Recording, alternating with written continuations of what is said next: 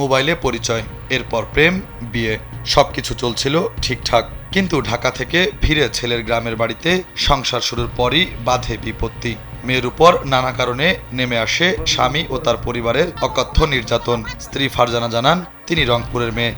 সবকিছু ছেড়ে বিয়ে করেন মাত্র 2.5 মাস আগে। পটুয়াখালীর 10 মিনায় সংসার শুরুর পর স্বামীর বাড়ির লোকজন এখন চলে যাওয়ার কথা বলে। এ নিয়ে প্রায় ঝগড়াঝাঁটি ও মারপিটের ঘটনা ঘটত। তা সইতে না পেরে ঘুমন্ত স্বামীর লিঙ্গ কাটার সিদ্ধান্ত নেন বলে স্বীকার করেন ফারজানা।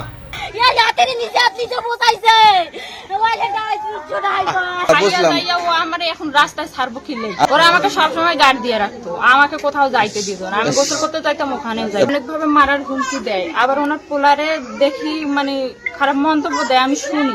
ওইসব আমার উপরে যাই এমনি টর্চার করে, মারাডাঙ্গা করে।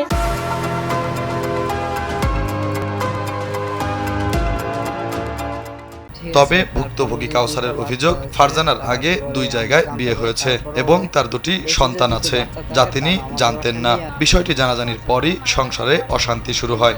যদিও ফারজানার দাবি, তাকে সংসার ছাড়তে বাধ্য করেছে কাউসার। আমাদের সম্পর্ক ছিল ফোনে, তারপর ওর যে 2টা বাচ্চা আছে, তারপরে আমরা জানতে পাই। তারপর ওর কইছে যে যদি বাচ্চা থাকে তাহলে আমাদের বাসায় নিয়ে আসো। ও কইতেছে আমি ঢাকা যাই, ঢাকা যেয়ে গার্মেন্টস করি, আর এই জায়গায় থাকো, থাইকা তুমি কামাই করো।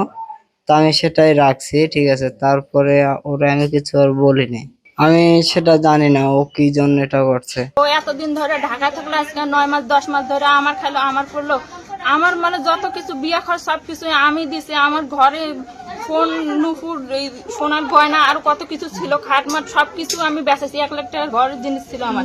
আমি আইবো না, জোর করে আমার আনছে সব। জানা গেছে, বৃহস্পতিবার বিকেলে দুপুরের খাবার শেষে কাউসার ঘুমিয়ে যান। এরপরই রক্তারক্তি, চিৎকার। দ্রুত পালানোর সময় ফারজানা বেগমকে ধরে ফেলে পরিবারের সদস্যরা।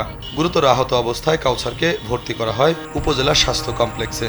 পটুয়াখালীর 10 মিনার দক্ষিণ জৌতা গ্রামে হাওলাদার বাড়িতে এই ঘটনা ঘটে।